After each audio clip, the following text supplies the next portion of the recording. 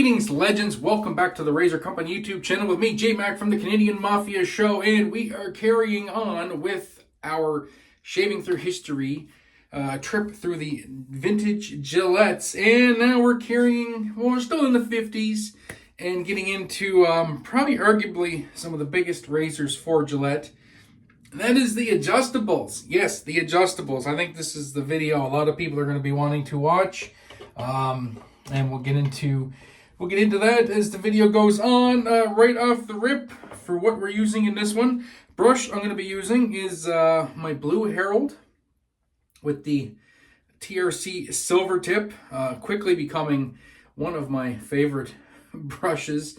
We got Ken Vintage Head Shavers logo, the Razor Company logo. Get some better light here in the dark. I don't know. Fantastic brush. I absolutely love this brush. Feels great in the hand. Silver tip knot is ungodly good. And brand new soap in the den. And we'll do a full review on this later. We're just going to use this one because I really wanted to use this one. And I couldn't wait. And that is, look at that shiny label. Shiny, shiny, shiny. 007 by Hendrix Classics and Company. So we're going to roll the intro and we'll get right into the shave after this.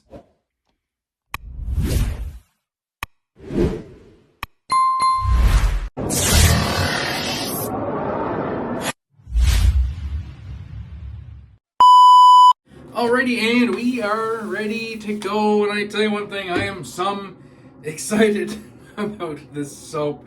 I am an absolute Creed Aventus junkie. I love Creed Aventus, and that's what 007 is. Oh man, oh, that smoky pineapple for days. Hendrix Classics and Company. I see what you're doing. That is a very, very nice Creed Aventus. I was told by some good friends of mine, DJ Ja Rule, who is a content creator here on the Razor Company YouTube channel. Of course, Carlos, Shave on Gents, who uploads all these videos for all of us and does a lot of the artwork for the Razor Company. I believe Dewey. Doo-Doo 1980 as well, and geez, I believe Foxy Matt even all said that this was one of the best Aventus dupes they've ever smelt, and I am a believer. Fantastic. And I'm just taking some time to really work this lather in, really painting it on. Oh, and I love this brush. I absolutely love this silver tip. I love this handle. I love everything about the Herald brushes. If you don't have a Herald brush, you need to get one. Fantastic brushes. All right, so let's get on to the bulk of today's video, and that is the Gillette adjustables. They started in 1956 with the Toggle. That was the first adjustable. They didn't stay around all that long. That was kind of the proof of concept. They were kind of working some things out, the way they were going to go with it. And then in 1958 to 1961, they made this bad boy. And this bad boy right here. And this is the Gillette 195 adjustable, also known as the Fat Boy. This one is a beautiful, pristine example from 1959, an E2. So the 2 is the second quarter of 1959. These are made from, like I said, 58 till 61, and then from 61 till 68 or 67 they made the Slim, which was the replacement to this. I have a story about the Gillette Fat Boy. Oh, I have the Tatra blade in here as well. I've heard on good authority that the Tatras are really good in the Fat Boy as well. And these blades have been stellar for me in all the other vintage razors. I've really enjoyed this journey with my vintages with these Tatra blades, and that first pass was wonderful. So yeah, the Fat Boy. What can I say? Once again, Gillette doing Gillette things. It always comes back to the blades, right? always comes back to the blades. And we'll pop this open. And the whole reason, once again, for this, it's twist to open. It's adjustable. They want you to buy blades. They want you to be able to take this blade, just huck it out. Then you take your dispenser. And this is actually a dispenser that would have came with Fat Boys back in the day. Thank you, Ken. Vintage head shaver. I love this. I actually have this loaded with Wizamats. I'll put 15 blades in here and I'll dispense them from this. When it's empty, I'll dispense them again. So really, you just got to unwrap them and then just put them in. You can pull this apart. You can put your blades in. So really all you got to do if you want to load a new blade, I'm not going to load a new blade because I got a Tatra in here, but you just huck that, push that blade out, you hook it on the T-bar and you pull it and you're locked and loaded. And that's what Gillette wanted. That's why they started creating this stuff. They wanted you to go through these like crazy so you could buy more. And that was their bag, man. That was their bag. And we'll lock this down. And this, I have another Fat Boy that I had refurbished. And the quarter turn is not as good as this. This is just, it's so smooth on this. The quarter turn is what locks the handle in. The regular TTOs don't have a quarter turn, but these adjustables do. It's that last little bit of chutzpah right at the end. Beautiful, beautiful, beautiful. So the Fat Boy, arguably most people's razor they just need to try and find, I think, when they get into the hobby. I know when I got into the hobby 12 years ago, almost 12 years ago to the month, even then, like the Fat Boy was like this mystical razor that you just had to find, right? Everybody talked about the forums, on the Facebook groups. It was the Gillette Fat Boy, the 195. Fun little fact, the reason it's called the 195 adjustable, when this handle came out, it was $1.95. So there you go. Imagine seeing what some of these go for nowadays. Imagine being able to walk into a grocery store in 1958, 59, 60, 61, grab one of these for a couple bucks. Man, dude, are you kidding me? It's so awesome, man. I wish it was like that nowadays, but it certainly is not. But I'm losing my train of thought. But yeah, everybody wants a Fat Boy, and I don't know, there's just something about it. Now, the argument can be made that it's predecessor, but its latter version, the Slim, is a better shaver. I guess maybe for some people it is, especially with the thinner head, easier to get in the mustache area.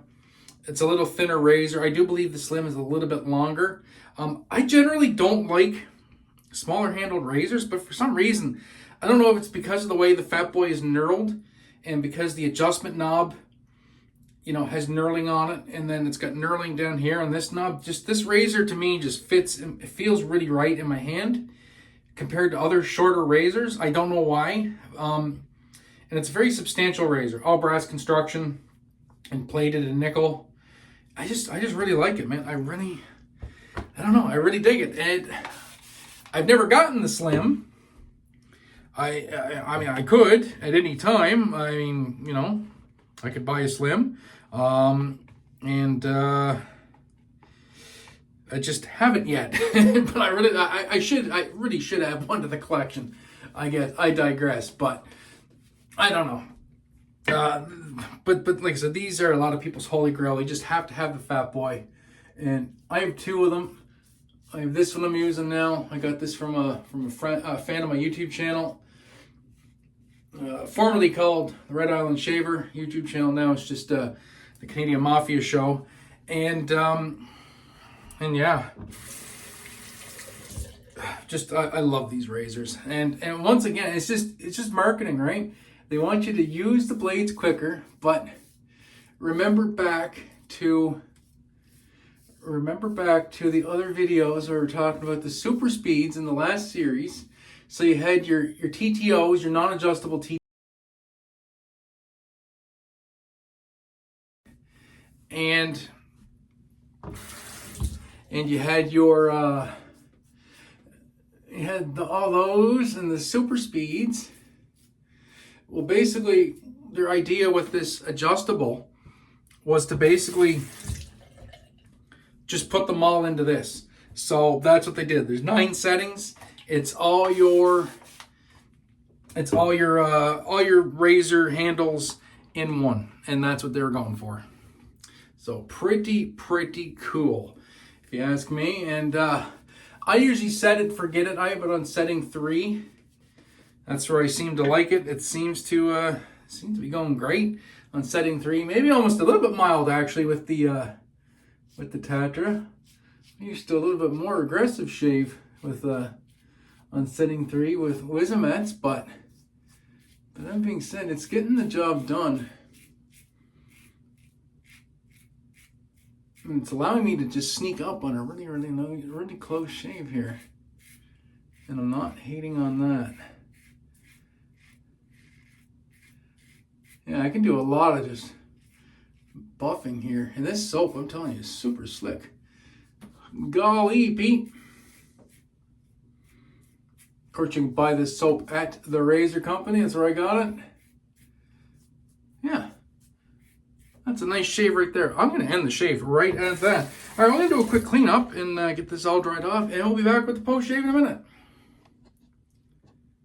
Alrighty, and that is the shave. And what a shave it was.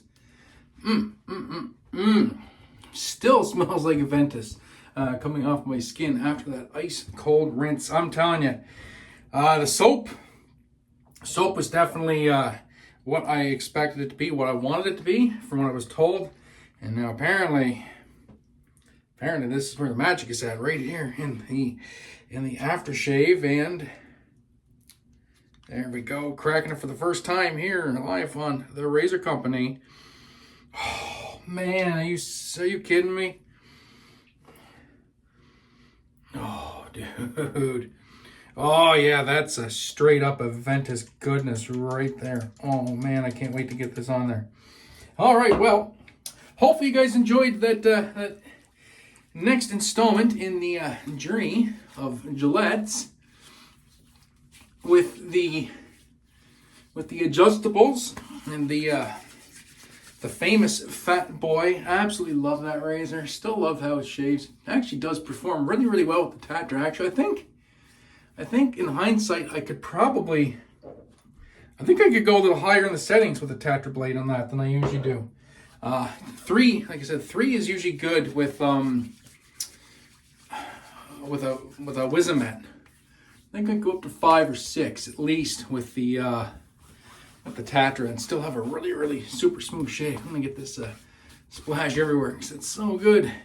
It's so good. All right, so we got a couple videos left in this little series coming up, and that'll do it for the Gillette series. Hopefully you guys are enjoying it.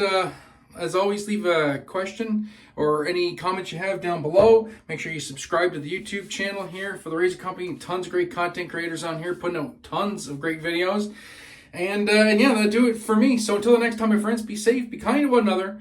Most importantly, have a great day. Eat better shave. We'll catch you in the next one. Peace.